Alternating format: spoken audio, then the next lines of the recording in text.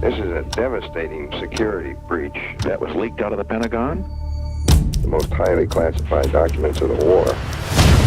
The Times has 7,000 pages detailing how the White House has been lying about the Vietnam War for 30 years.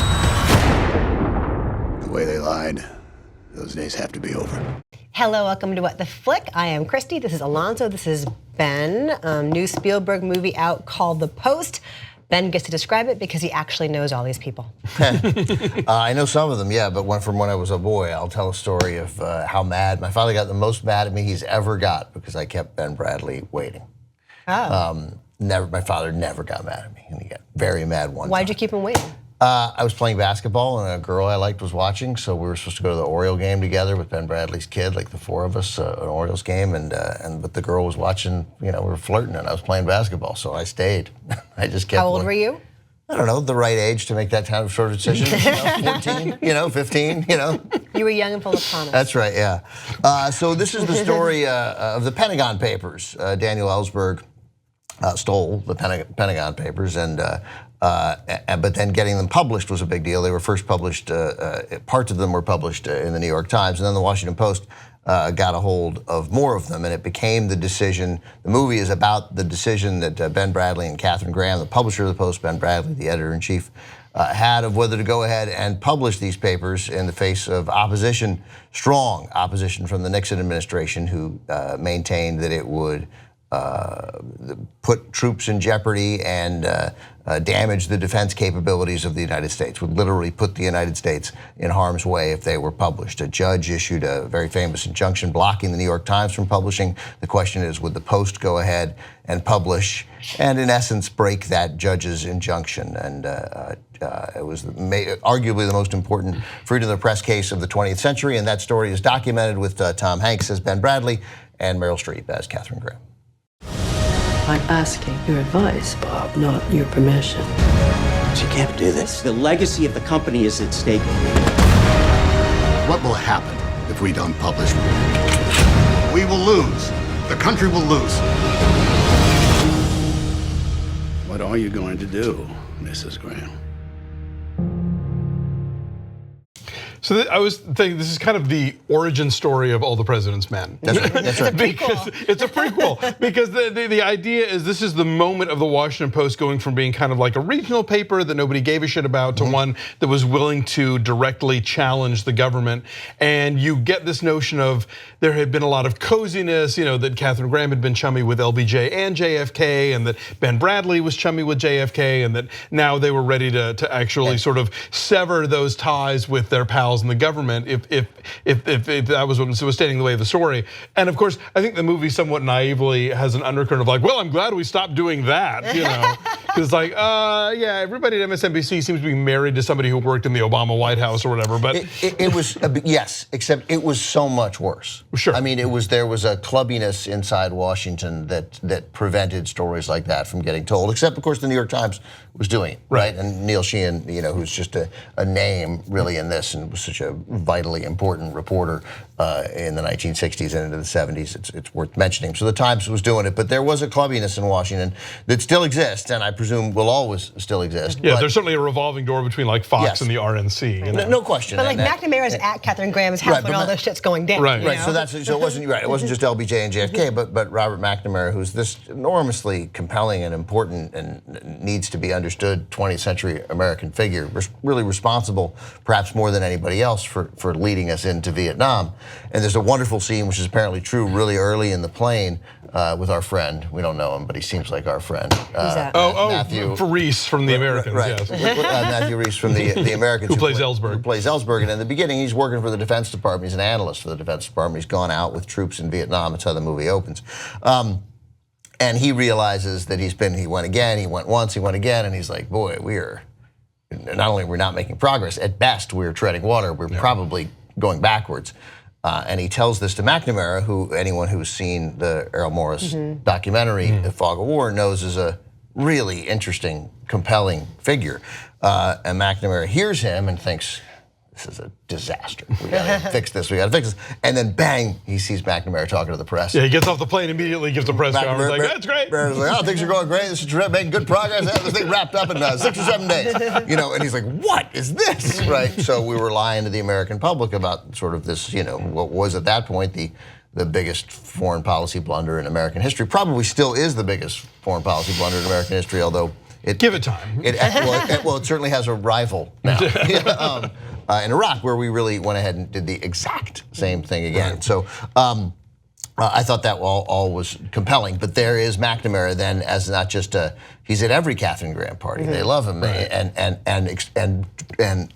and publishing the Pentagon Papers and all that the Post came up with in that story, all that Bob Odenkirk came up with in that story meant severing that friendship, right?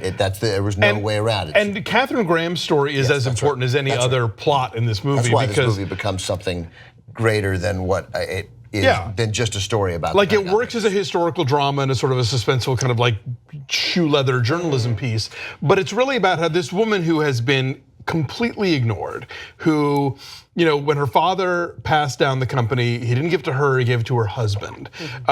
Who, when she throws a cocktail party and after dinner, the topic turns to politics, the ladies all go to the living room to chat about ladies.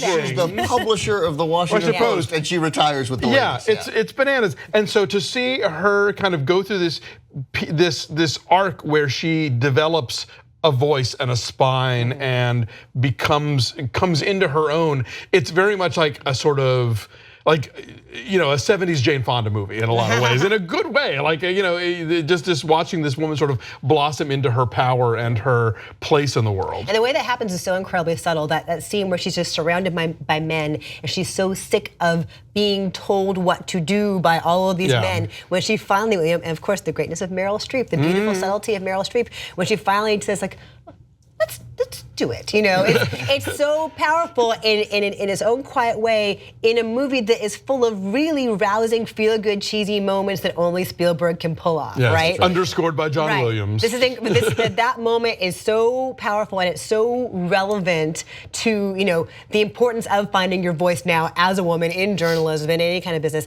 But there are so many cheesy moments here, like feel good, rousing. You can't help but get excited, like when the presses start rumbling and you can feel the floor. The typesetting, the and when they all like stand up and they look at the TV screen together and they hug. Yeah, when Carrie Coon is on the phone getting the decision from the Supreme Court, that's such a Spielbergy moment. It's super corny, it works. But it works. Yes, and it's interesting because Janusz Kaminski shot this like he shoots most of Spielberg's films, but it looked really different to me. Like just the camera movements and the lighting looked different to me. It is deeply steeped in this period detail. And it's that nicotine-stained early 70s, And it looks like it is a movie that was shot in the 70s. Yes. And he's so good at creating that kind of evocative mood. But the camera movements didn't feel like the pushing up underneath you that you see so often from Spielberg. It felt more like trying to create the feeling of momentum in that newsroom as it was developing. It felt like that. I mean, in that sense, it seems to me that he spent some time watching All the President's Men. Oh, totally. Get it again. No it definitely had that.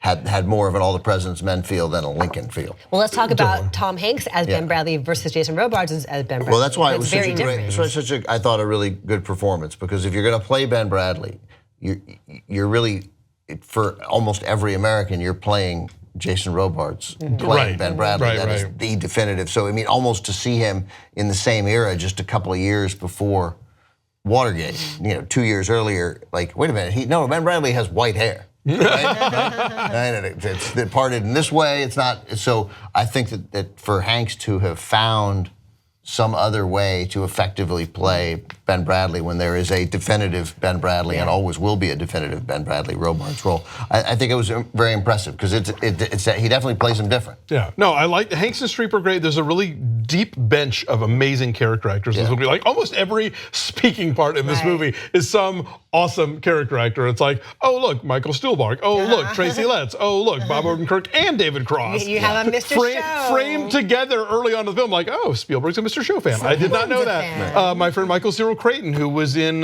Spotlight, gets to be he's the shoebox guy. And Carrie Coon also. Carrie Coon. I mean, yeah, just on and on and on. Like Bruce Greenwood as McNamara. Yeah, Jesse Plemons. I mean, Jesse Plemons. Yeah, just all these great character actors. So it's a lot of fun to watch.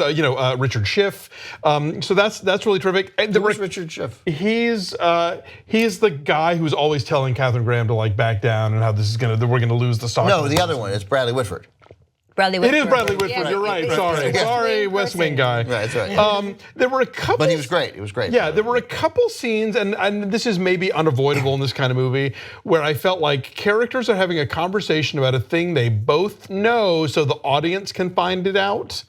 Like the scene where Sarah Paulson, another great character actor, who is talking to Tom Hanks about Katharine Graham and how she's been ignored and what a big deal it is that she's stepping up, blah, blah. I'm thinking, Ben Bradlee would know this? I don't think so. That's what's interesting. That's one of my favorite scenes in the movie. Maybe they're just gossiping as friends or what? No, because I love how they framed it. Sarah Paulson plays Sally Quinn, Ben Bradlee's wife, and a very, you don't see it in the movie, but a unbelievably powerful figure in Washington absolutely. throughout the 1960s, 70s, and 80s. And he comes home and he's like, we're gonna publish it, we're gonna do it, or I think it's right when he's like and he's like, he says something, are you proud of me? Are you impressed with me? Like there's a moment where you recognize that a lot of what Ben Bradlee, he wants people to be like, hey, he loves people saying, you the man, way to go, right? And he really wanted it from his wife, and she goes, I'm proud of you or whatever. And he goes, yeah, I know, but come on, right? And then she says, think about Kate.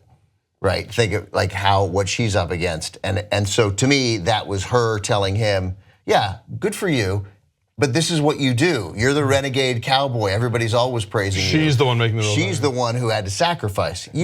What happened? You get fired. You be a hero journalist, gets fired. We'll go Boston. You'll publish the Boston Globe, right? You'll be the editor in chief of the Boston Globe. She risked everything. This is what you do, right? And what they expect you to do this. Nobody expected her to do this. She's the one who took the risk losing friends. Yeah. Your friends all expect. So I love that scene. Fair enough. But there were a couple other moments where I was like, where it was that thing. However, what it does do really well that I really admire in a sort of historical drama like this is to create tension about an outcome that you already know. Yeah. And to make you understand, and I think it does this way better than Darkest Hour does, why decisions that we now, through the lens of history, know were the right decisions were a big fucking deal at the time, and why they were risky at the time, and why they were unpopular in certain circles at the time. I think this movie nails that part really well. Yes. What's your number then? Well, let me just say quick, because there are two other things about this movie that I think make it, obviously we're in a time when, certainly in modern times, I mean, perhaps in the 18th century, journalism was under assault as it was finding its footing, but journalism has never been more under assault than it is now, making these stories much more relevant and feel much more alive. And given the Trump administration's outward and aggressive attack on journalists, I think that's why Spielberg made this now. Sure, it's a response to the Trump presidency. But then what Spielberg couldn't have known is that this movie about a woman asserting her voice in a man's world, and why I think, although she didn't get a SAG award, but I guess they didn't nomination, but I guess they didn't send the screeners. No, they did. I just had guessed that the SAG hadn't got the screeners, but apparently they did, and they still didn't nominate. Because no one from the Post got nominated, which is very conspicuous. And apparently the SAG usually is like it's all Meryl. And I went to a SAG screening and they loved it. So I but anyway, Streep is great, and so in the middle of this Me Too movement, sort of arguably the most important social movement of the 21st century, to have that he couldn't have known. Then this movie has this sort of added relevance and import that I think only helps it and will only help Meryl Streep going forward into award season, because she deserves a nomination. She finally should get one. All right. The poor thing, but no one's ever paid her any attention. It just strikes me that someone is going to say, we haven't given Meryl Streep an Oscar 16 times. It's been minutes. All right, well, what is your number then? You're 8.4, you said? I'm at 8.4. Okay, Alonzo? An 8, I think this is a solid film. I'm saying 7.8. I also say it's solid. It's a little corny for my taste. Like the moment that Katharine Graham walks out through the crowd and it's all women and they part for her. Like there's Spielbergy cheesiness here that I had a hard time with sometimes. But that could have been worse. Could it have been worse? All right. I think that could have been much more icky. I thought he actually restrained himself a little on that. Anyway, moment, it's very well made and well acted. It is a Foursquare kind of film. Yes, it is not. Spielberg is not throwing out the rule book. We'll see what Ready Player One looks like. Yes, 8.1 is our number, and I think it's high on the tomato meter. I don't know. Anyway, go see Opening Christmas It Day? opens on the 20th. Coming soon. Bye.